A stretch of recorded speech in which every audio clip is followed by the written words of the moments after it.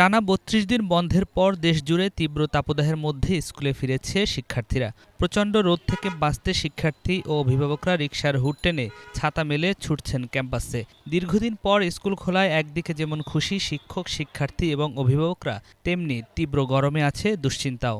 বাচ্চা আমার ছোটটা তো আগে ছুটিয়ে যায়, বড়টার দেরিতে ছুটিয়ে বসে থাকে, অনেক কষ্ট। মানে আমার বাসা আরো দূরে, অনেক কষ্ট। গরম, পুরা গরমে আসতে হয়, আবার পুরা গরমে যাইতে হয়, রাস্তায় প্রচুর গরম।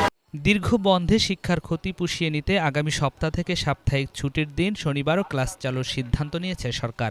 নির্দেশনায় বলা হয়েছে, এক শিফটে পরিচালিত বিদ্যালয়সমূহ প্রতিদিন সকাল ৮টা থেকে 11:30 এবং ২ শিফটে পরিচালিত বিদ্যালয়সমূহ প্রথম শিফট সকাল ৮টা থেকে ৯:30 এবং দ্বিতীয় শিফট পৌনে ১০টা থেকে ১১টা পর্যন্ত চলবে।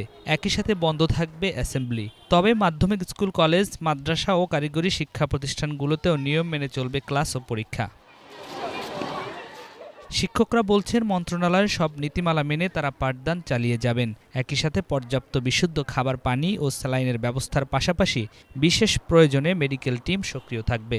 আমাদের শিক্ষা কার্যক্রমগুলি খুবই ব্যাহত হচ্ছে। লম্বা রমজানের ছুটি, ঈদের ছুটির পরে আসলে এই ছুটিটা ওদের এই সময়টাই লেখাপড়া করার সময়, ওটা আসলে খুবই ব্যাহত হচ্ছে।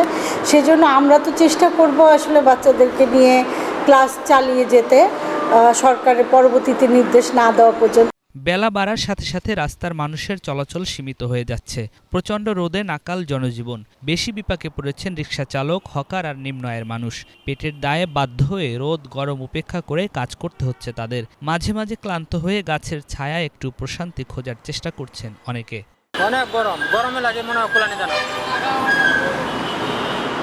গাছের ছায়া বসে আরেকবার শরীরটা ঠান্ডা হইলে আরেকবার গাড়ি। এদিকে আবহাওয়া অফিস শনিবার আশঙ্কা প্রকাশ করেছে, আগামী মাসে দেশে সর্বোচ্চ তাপমাত্রা সর্বকালের রেকর্ড ভেঙে দিতে পারে। নিয়াজ মখদুম, বাংলা ভিশন, ঢাকা।